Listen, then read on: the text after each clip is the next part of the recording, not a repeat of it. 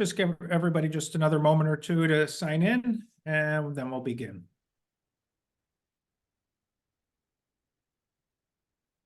Hope everybody's having a nice evening so far.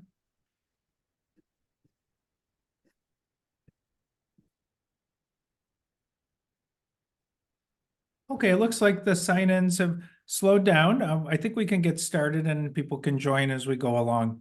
Real nice to have the chance to meet with you this evening. I'm Greg Fabiano. I'm a psychologist in the Center for Children and Families at Florida International University. I've worked with kids with ADHD pretty regularly across the last 25 years. We've done a lot of clinical interventions. We've studied treatments that work, and a lot of our treatments that we've studied have been in combination with medication or in certain sequences, either when medication was included, and we'll talk a little bit about that today. And I'll let my colleague introduce herself. Hi, good evening. My name is Rosalia Gallo. I'm a research associate professor at the Center for Children and Families. My major role is really working with projects and connecting them to schools.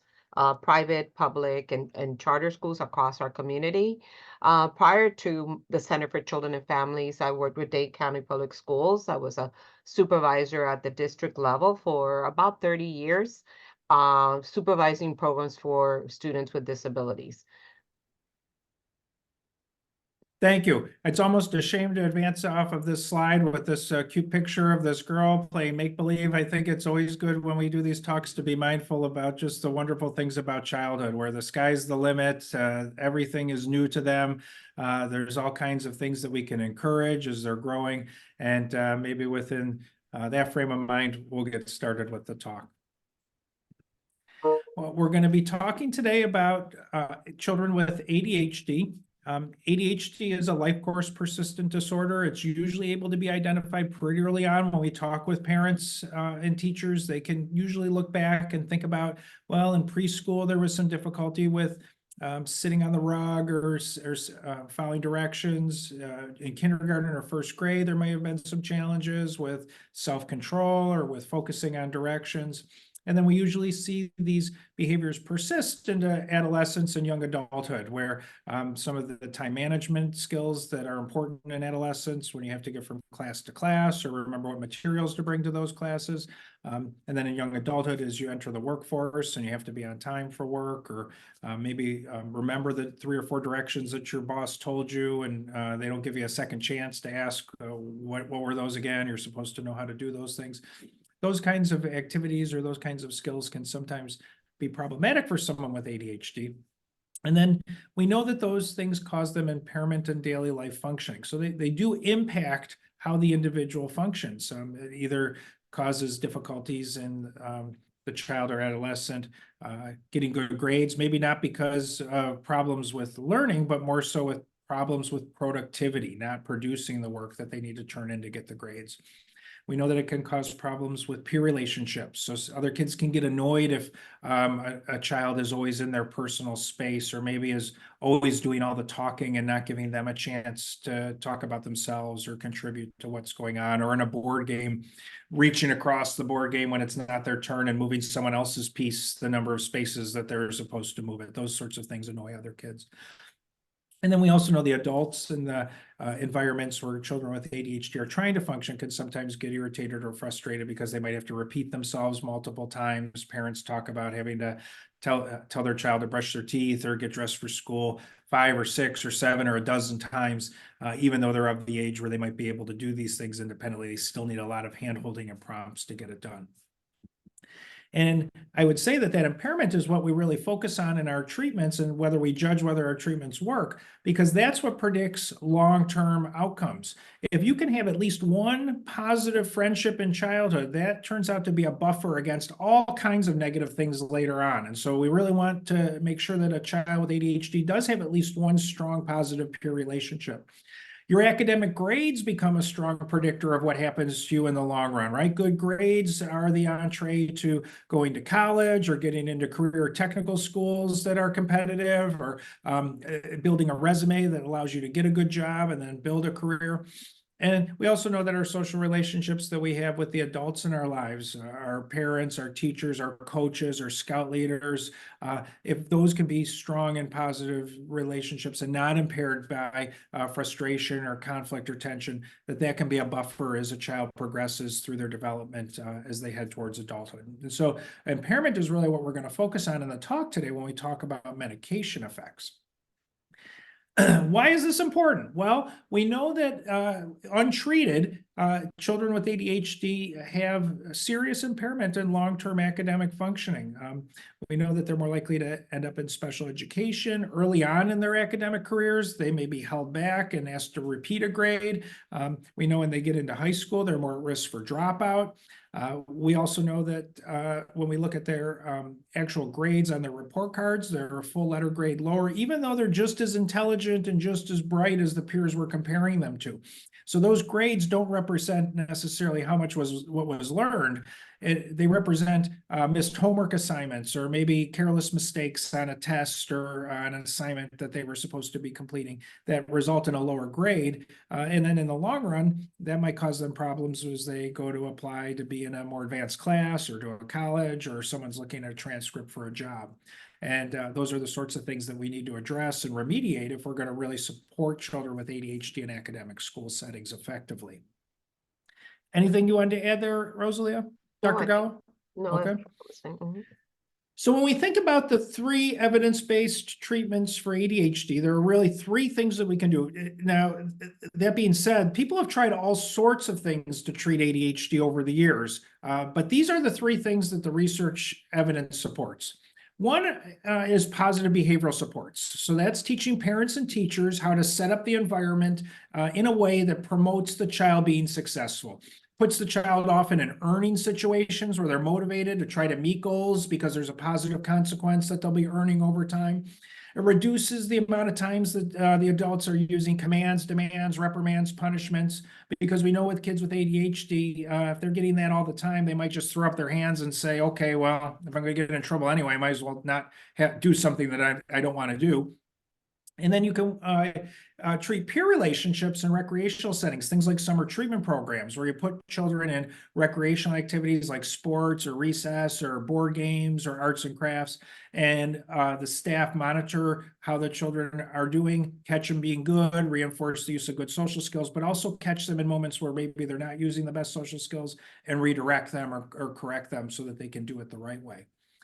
Stimulant medication's been around for years, and it's an evidence-based approach for ADHD. And we'll talk about that some more in just a moment.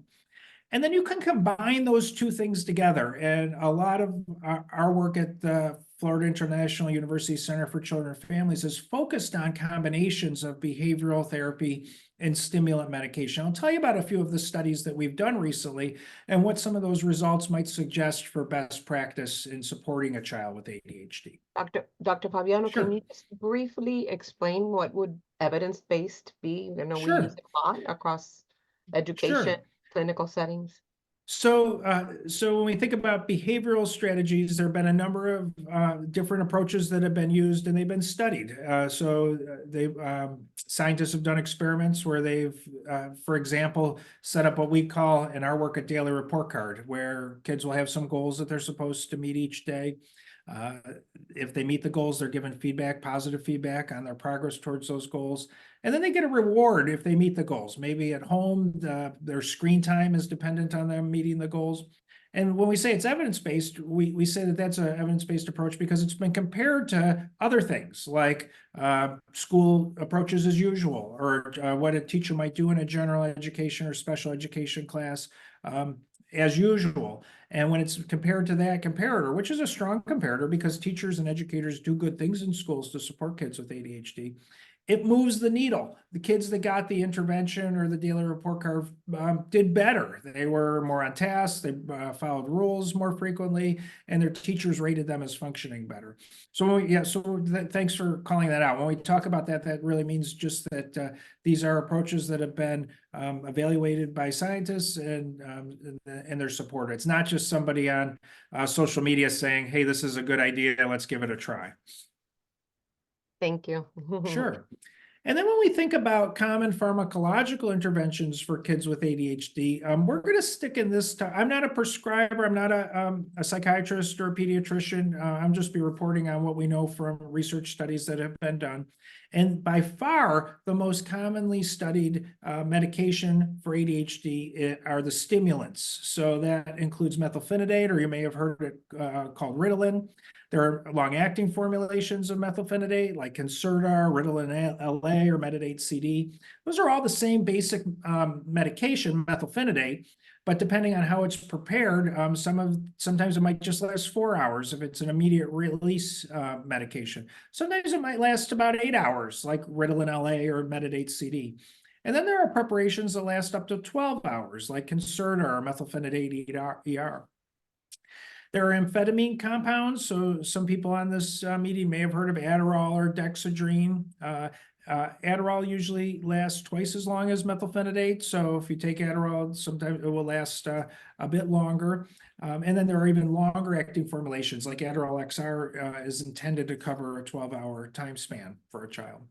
And then we're not going to talk about it too much, but there are some non-stimulants that are FDA approved for ADHD. Strattera would be an example of that. But we're going to stick to, for the purposes of today's talk, with the medications that have the largest evidence base. We know the most about their safety profile and are said to be the first line medications by psychiatrist academies or pediatricians. Now, the medications have been around for a long time. They're well studied, so we know what they do. They're stimulants, and some people will say, well, why would you give a stimulant to somebody who's hyperactive? The stimulant works not on their overall motor behavior. What it stimulates is the part of the brain, people think, that helps you with focus, paying attention, planning ahead, staying organized. And because it stimulates that part of the brain, kids are better at knowing what the rules are and following them.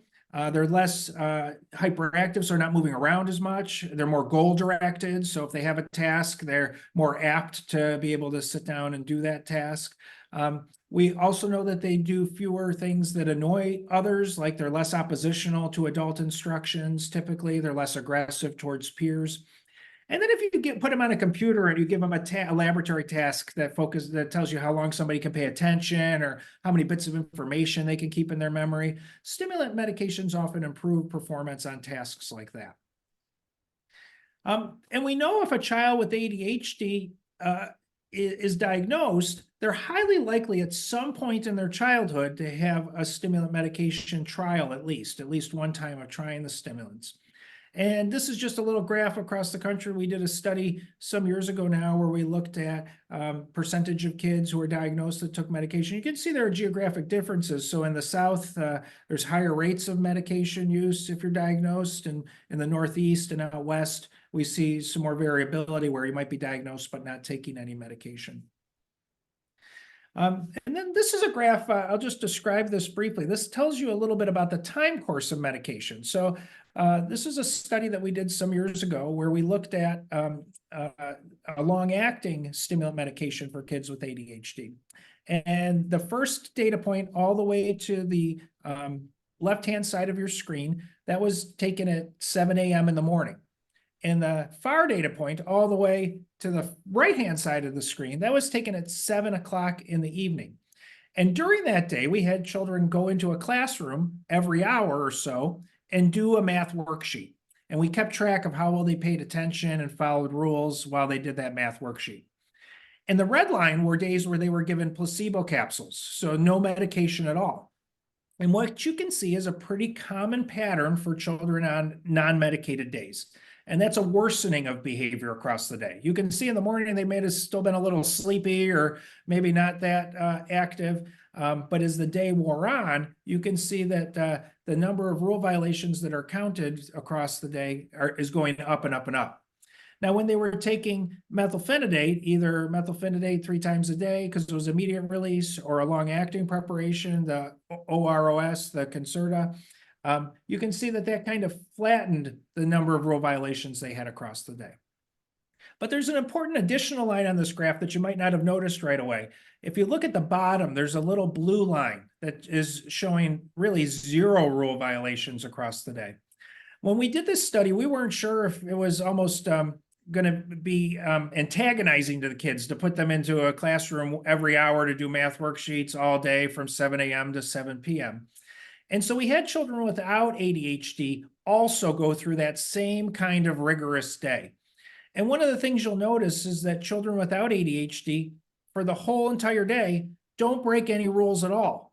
And even when kids with ADHD were taking medication, they don't approximate the behavior of someone without ADHD. So, and that's an important point, that medication doesn't make the child indistinguishable from a child without ADHD. It blunts the symptoms of overactivity, inattention, impulsivity, but it doesn't make them go away completely. And so if we were only hanging our hat on medication, we would probably be doing that child a disservice because we wouldn't be maximizing the possibility of them being successful all the way. And we see the same pattern in academic productivity. So if you look at the red line placebo, kids did about half their work across the day when they were not taking medicine. They increased to about 75% of the work being done on days they had medicine, the pink and yellow lines. But then look at that blue line. If you were a child without ADHD, you did about 90. Nobody did work first thing in the morning, so everybody must have needed a little bit of a snooze alarm that day. But as the day went on, you could see that blue line. The children without ADHD were doing about 90% of work all the way throughout the day consistently. Finally, we see the same thing in terms of social behavior with medication effects. This was behavior during board games. And we counted how many times kids broke rules during board games. Like if they were playing Trouble with the Pop-O-Matic bubble and they pushed it down and they got a 1 and they didn't want a 1. They wanted a 6 because that would help them out. And so they just pushed it again right away. That would be an example of breaking a rule. Or if they reached across, like I mentioned before, and moved somebody else's marker when it wasn't their turn, which is annoying to the child whose turn it was, that would be an example of a rule violation. Or if they got up and went somewhere else in the room instead of staying at their table with their game, that would be an example of a rule violation. And you can see as the day went on, during the board games, we had an increase in rule violations similar to what we saw in the classroom and similar to what we see with the academic productivity.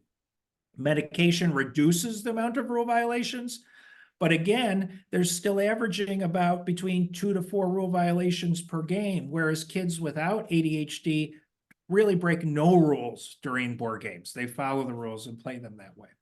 So the important lesson we learned from this study was that medication can work. These long-acting preparations can help reduce some of the symptoms of ADHD and take the edge off. But it's also important to acknowledge that medication did not make the children indistinguishable for kids without ADHD. They were still having some problems. And to the extent that if you annoy one of your peers once or twice during a board game exercise, that doesn't get you an invite to their house for another play date, we would say that that's continued impairment, and we would still need to continue to try to address that so that we could make sure that the children were learning good social skills and having good peer interactions. There are also limitations to using medication. So we already mentioned the first point that medication rarely brings children into a typical range of functioning consistently across settings and across time. Medication only works as long as you take it. So if you take the medication for about 75% of kids within a half an hour, you will see them paying better attention, following rules better. They may be less oppositional. But as soon as that medication wears off, their behavior would be right back to what it was like the minutes before they took that medication that morning. Not all children are medication responders, so that it is the case that there are children that take stimulant medication. It doesn't seem like it has an impact on their behavior. There are a number of individual differences in response. Does it make you a better friend? It doesn't teach parents and teachers the best way to interact with the child, and it doesn't help you learn. So even though you might be more on task, if you're not focusing on the actual lesson or retaining what the teacher is telling you, the medication isn't going to make you a stronger learner. We also know that kids with ADHD can be inconsistent in their use of medication. They might forget to take the medication. A parent might, in the hubbub of the morning, forget to administer it. Sometimes kids might say they don't like the side effects and they stop taking it. A parent might not like the side effects and they will stop giving it. And so there's not always consistent use of it over the long term. And when we're talking about ADHD, we do need long-term sustained treatment because ADHD is a chronic condition. Most parents don't want to use medication alone. They're motivated to use multimodal or combined treatments if there's medication present. I'm going to tell you about a study that we'll get at point 8, so I'll just punt on that. And then it doesn't seem like there's any long-term evidence that medication makes a big difference when you grow up. So even if you take medication your whole childhood, the day you stop taking it, you're right back to where you started before you began that medication treatment. So it works in the short term, but doesn't appear to have any accrued effects that change how you are as a person as you grow up. And then there's some evidence of long-term side effects that we always weigh when we think about whether or not we should be using medication or not. One is that there was a study that illustrated for kids who got really high doses of medication for a long period of time. It appeared that they ended up shorter than kids with ADHD that didn't get that high dose medication over a long period of time. And so one risk of high doses of medication over a sustained period of time may be an adverse effect on a child's growth. And then there's controversy in the field. There's some studies going one way, some studies going the other way about whether or not medication either protects you from long-term substance use disorder or might make you more at risk for long-term substance use disorder. I think it's fair to say the jury is not completely unified on that point at this moment. This is just an example of what happens with medication use over time as well. So if you look at the graph, you can see there's really not a lot of willpower to put young kids on medication. Pre-K, kindergartners, I think most parents and pediatricians, neurologists, psychiatrists, they would like to try to withhold the medication, not have to use it if necessary. But then you can see as academic demands increase in school, by 3rd or 4th grade, when the expectations are you're now reading, you're now writing, you're now doing multiplication tables fluently, you're starting to move to more advanced work in school, we see the high point of medication use, where about 60% of kids with ADHD are taking medication.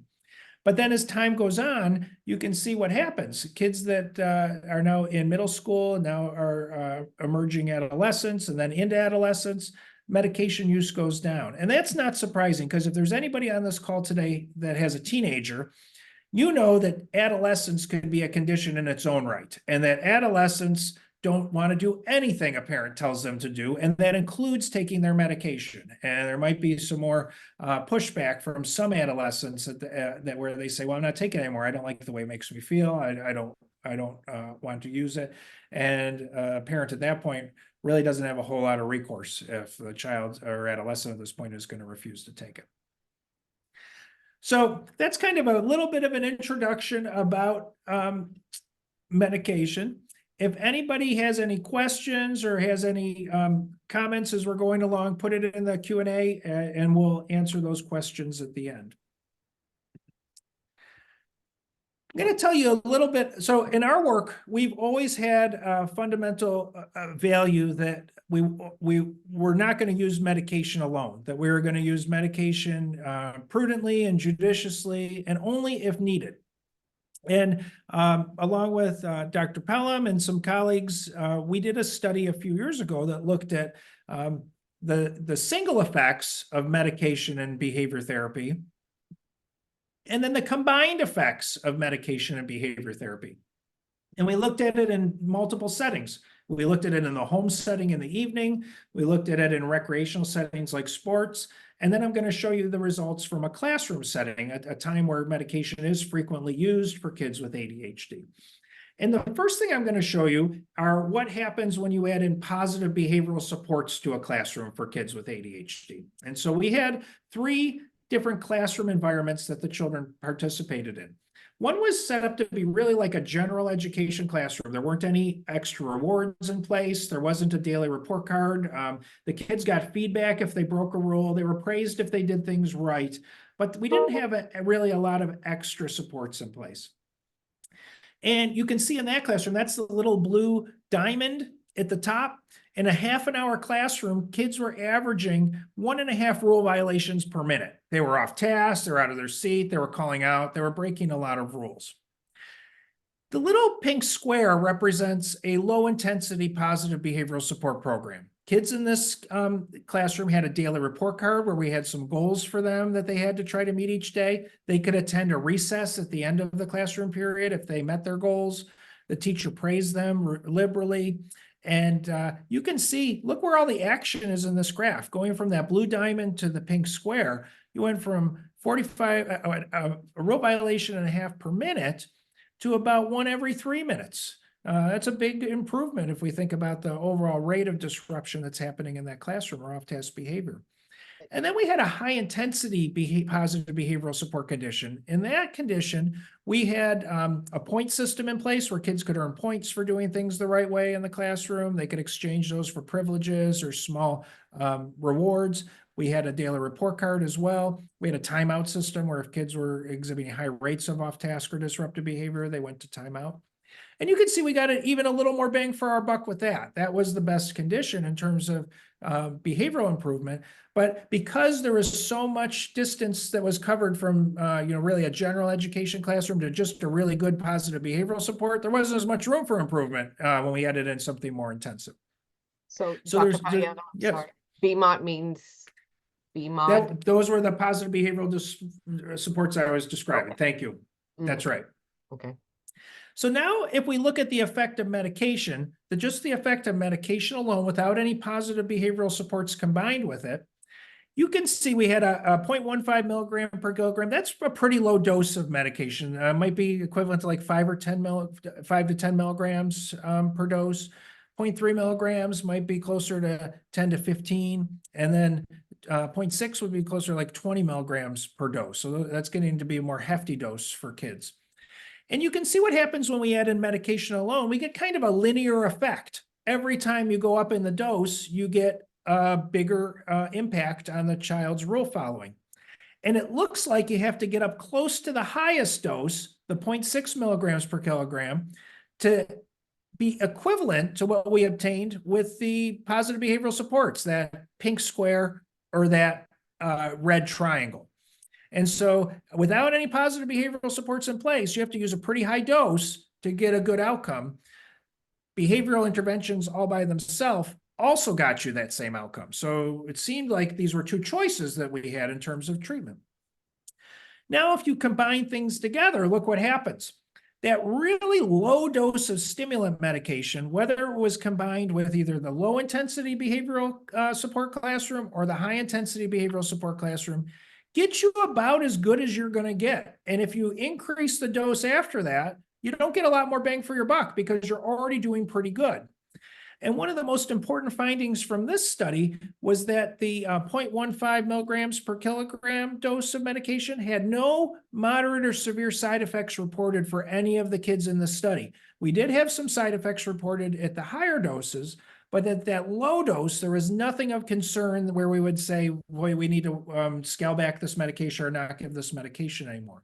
So one of the conclusions of this study was that if you were going to use medication, you should always combine it with a positive behavioral support, because then you could make lower doses work better and reduce the chances that the child would experience side effects. And then we also thought we would be reducing the total number of milligrams of a stimulant the child is ingesting across their lifetime, right? We're cutting down on how much medication they're having to be prescribed, and that's probably a good thing, and that's probably a desired outcome for most caregivers. So that study made us then think about, well, the most common question that comes up for a caregiver that has a child with ADHD where they're thinking about what treatment to use is, what should I do first? Should I use medication first and add in positive behavioral supports later, sort of take the edge off, get the child focused and ready to follow rules, and then we can add in positive behavioral supports after that? Or should we use the positive behavioral supports and interventions first, and then add medication only if it's needed? A lot of caregivers would say that's what I would like to do. I would like to exhaust everything before having to cross the bridge to decide whether or not I want to use medication. So we designed a study where that's exactly what we did. We had children with ADHD start the school year, and we flipped a coin. And depending on that coin flip, half of them started with behavior therapy first. That was a daily report card that their teacher sent home every day and let the child, gave the child feedback throughout the day on how they were doing. The parents provided positive consequences at home each day when the child was successful on that daily report card. All the parents also attended 8 sessions of a parenting program where they learned positive behavioral support strategies, things like catching their kid being good, how to set up routines, rules, structure, how to give good instructions or directions. And they did that for across 8 weeks. The other half of the kids started with a low dose of stimulant medication, and they took it just for school. So that it was 8 hours worth of medication. I took it in the morning. For most kids, it was worn off by 3 or 4 in the afternoon. And then we did what most caregivers would do in this situation. We evaluated how those treatments worked. And at the end of October, if the child was doing well, either because they started on the behavior therapy and that was working, or they started on medication and that was working, we said, great, just keep doing what you're doing. We'll see you in another month and evaluate again. And we would keep evaluating. And at any point, if the parent or teacher said, I still have concerns about my child's functioning, we flipped a coin again. And at that point, the coin flip told us that we were either going to give the child a higher dose of whatever they started with. So if they started with behavior therapy, they would get more behavior therapy. If they started with medication, they would get a higher dosage of medication. Or we'd have them switch to the opposite treatment that they didn't have yet. So if they started with behavior therapy, we added in medication. Or if they started with medication, we added in behavior therapy. And this was really to try to answer the question about what's the appropriate sequence of intervention. What should we do first? And if whatever we do first doesn't work, what should we do next? So there were 4 groups that kids could end up in. They could end up in start with behavior therapy, get more intensive behavior therapy, start with behavior therapy, get more medication, get medication added in, start with medication, get more higher dosage of medication, or start with medication and have behavior therapy added in. And I talked about that. Something that was interesting about these findings, and something that I think was a surprise to a lot of scholars in the field, was that the best sequence for kids with ADHD was a sequence where you had behavior therapy first. So that meant you started with behavior therapy and had more intensive behavior therapy added in later, or you started with behavior therapy and you had medication added in later.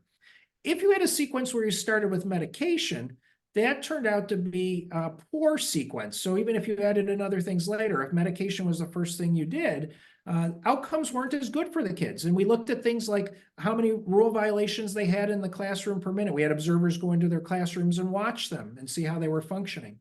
And you can see for this graph that the BB protocol and the BM protocol, there were fewer rule violations than the MB and the MM. When we asked their principal about whether they had out-of-class discipline referrals, like a parent got called because the child broke a rule, or they had to go down to the principal's office because of something disruptive, again, it looked like the behavior therapy protocol first was superior to a protocol that started with medication first. And we do have a suspicion of why that is. So this is uptake of the parenting classes, whether you attended the parenting classes or not. And if you were assigned to a group that had behavior therapy first, almost 80% of parents attended every single one of the 8 parenting sessions. Almost 75% attended 75% of the parenting sessions. So across the whole study, if you were assigned behavior therapy first, you followed through with that. And you're also more likely to follow through with boosters. Look at those gray bars. Those are people that got behavior therapy second. You can see that many fewer people followed through with the extra treatment when it was added in, even though it was added in because the parent and teacher said it was needed. So there were problems. It wasn't that things were going well. We added in behavior therapy second because people said there were continued issues, either in the school or the home or on the bus or on the playground. But something happens if you use medication first that reduces incentive or motivation perhaps to follow through with the extra treatment that the child might benefit from. And we saw something similar. We saw a similar pattern when we looked at school interventions. If medication was used first in the classroom, things like consistent use of the daily report card or other follow through with positive interventions in the classroom, it didn't work quite as well as when we used the behavior therapy initially first, and then added in medication later if needed. And we think this is an important finding that pediatricians and psychologists and social workers and special education teachers in schools should be mindful of, to really make sure that there's a really good foundation of positive behavioral supports in place, so that when you add in medication, it's in the context of this really good positive environment that the child's getting used to already. I'll end today by just telling you a little bit about how we're following up on these studies. We have a study we're doing this summer that anybody can contact either Dr. Gallo or I about, where we're going to be following up on some of these findings. And we're going to be following up on the questions about behavior therapy and dosages of behavior therapy in the classroom that work not just during a classroom seat work assignment, but also in a classroom lesson, more like the sort of lesson that upper elementary school or middle school students might participate in for social studies or science. We're going to be looking at effects of medication and what the effect is of combining medication with those positive behavioral supports. And then something novel that we'll be studying in this design is what commonly happens for kids with ADHD is that they have academic accommodations put in place. Things like extra time on tests, things like frequent breaks. Sometimes they get a low distraction workspace where they put like noise canceling headphones on. These are widely used, but they're not really well studied, and we don't know how well they work. And we suspect there are individual differences in which ones work for which type of kids, either based on their age or whether or not they have other associated difficulties like learning problems, or other associated strengths, like they're very strong learners, and there might be accommodations that support them the best. And we're going to be looking at the important outcomes that we care about, how much work they produce, whether their work is accurate, because that's what teachers are grading, and also how well they're getting along with the adults and other kids in their classroom, and whether or not they're able to stay on task. And we'll be doing it both in Western New York and in Miami. There's a little QR code, depending on your site, you can scan and enter in your information. If you had any questions, we'll be happy to give you a call back and answer those. And then at this point, I think we'll wrap up. Dr. Gallo, anything you wanted to add before we go to Q&A? Yes, Dr. Fabiano. So at the end of the study, at the end of the 8 weeks in the summer, that you will receive a report, an incredibly comprehensive report, which indicates to you as a parent what particular interventions work. Is it medication, behavior mod? Is it accommodations within the classroom? And even with the accommodations, what's more effective for your child, if any are? And that is a report that you can take back to your schools or to your pediatricians, whoever you need to talk to, and share it with them, because it's a wealth of information with very specific recommendations for your individual child. Thank you. That's right. And one way to conceptualize the summer study, kids view it as a pretty fun summer program. They play sports, they do arts and crafts. They have to sandwich in these couple of classrooms that maybe they're not as enthusiastic about, but it's in the context of a really fun day. But parents could think about, just like you're saying, it could be an 8-week assessment as well, where you think about, okay, I'm going to find out for my child in a real systematic, precise way what works, and then hopefully you carry that right into the school and you have a better school year, because you're not going to reinvent the wheel with the teacher. You can kind of guide them in the direction you want to go. So it looks like we have some questions in the Q&A. Dr. Gallo and I will do our best to answer these. If anybody has anything that they want to follow up with, we'll definitely shoot me an email or give me a call. I'll be happy to talk with you further. So one of the questions is, do you have any feedback or information on Astaris? That's a stimulant medication, just like the ones that we were talking about, like methylphenidate or dexamphetamine, any of those. It's also a stimulant.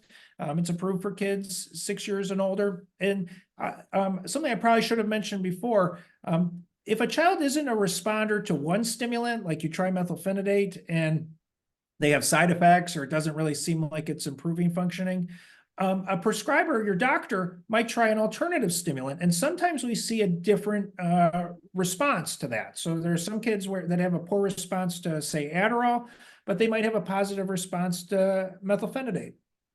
There are some kids that might be vice versa, and then there's other kids that respond equally to the different kinds of stimulants. The only way you'll know is if you work with a prescriber and try it and monitor side effects and monitor response, and then make an informed decision with the prescriber on what to continue to use. There's a question here about whether children grow out of their dosage. Will they need more in the long run?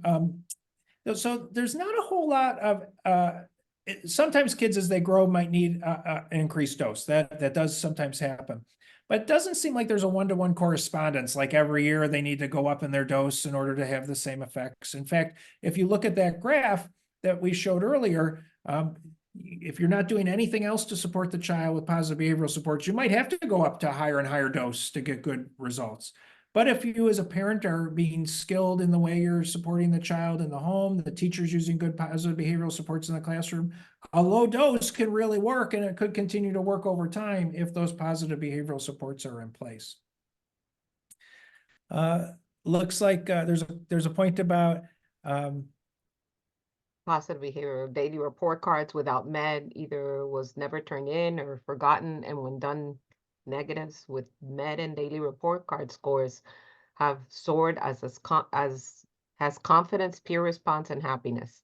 Always nice to hear Accommodation. positive news about how a child's doing. That's what we all want. Mhm. And I think what this comment is describing is a combined treatment effect. So this was a Correct. child where the combined treatment seemed like it worked the best, and that's the case for some kids. Is it true that taking ADHD medications in the long run can develop dementia? I'm not aware of any study that has shown that. I don't think that there are any studies that have followed up childhood ADHD and children have taken medication in childhood long enough to know that. And it would be hard to rule out other associated confounds over time. Maybe if that person who asked that question has something specific or a particular study they're referring to, we might be able to comment on that. But I'm not aware of anything about that. Dr. Fabiano, do you have any plans to conduct summer study program in Auburn, Alabama?